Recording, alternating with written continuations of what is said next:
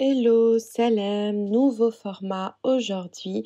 J'avais fait un format de vidéo intuitive que je referai certainement encore, où je faisais un gribouillage.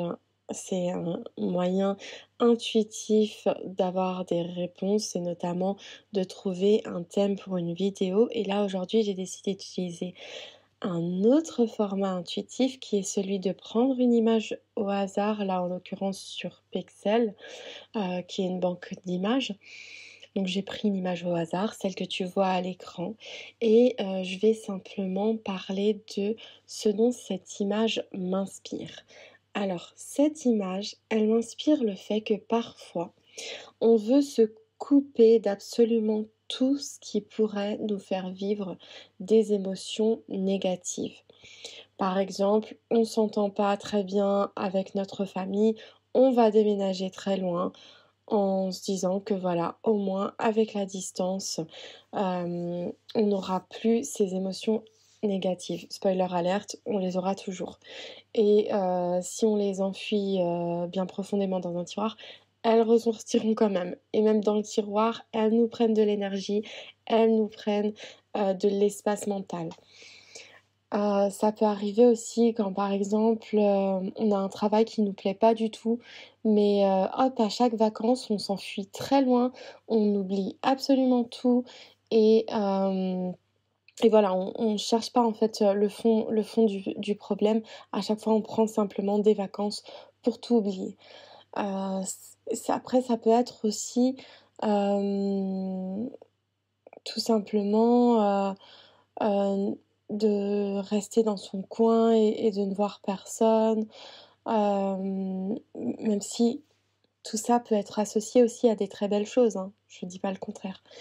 Ça peut être très bien de vivre dans sa grotte, on en a besoin des fois et cetera.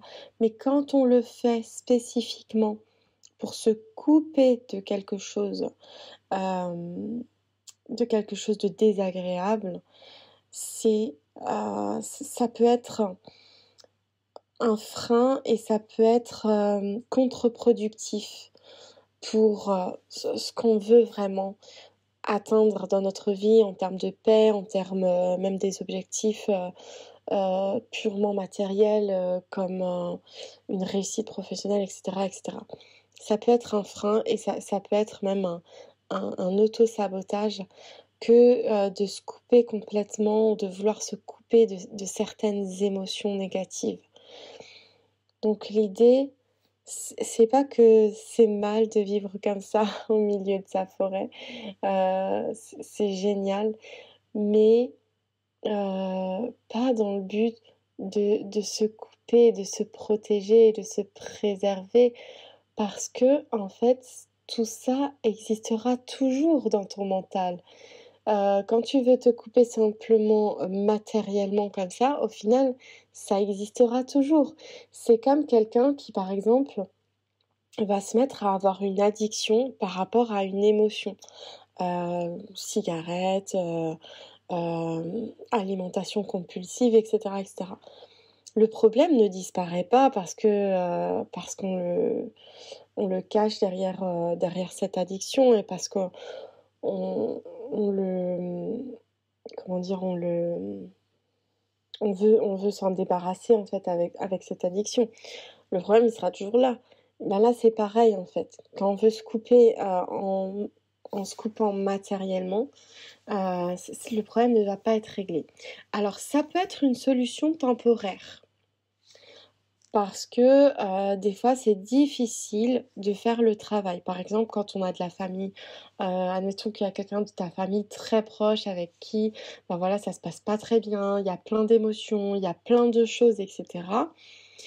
Pour faire un travail, même si j'aime pas trop ce mot, mais pour essayer de démêler un petit peu ça et de libérer les émotions, des fois ça peut être difficile d'être sans cesse confronté à cette personne et des fois prendre un petit peu de recul, voire même couper les ponts si c'est vraiment, difficile, s'il y a vraiment des choses lourdes, des choses difficiles, des choses, voilà, même de la violence et des choses comme ça, ben oui, on va couper les ponts, on va s'éloigner et cetera. Mais c le cette action matérielle ne va pas suffire. Elle va juste permettre de pouvoir démêler tranquillement.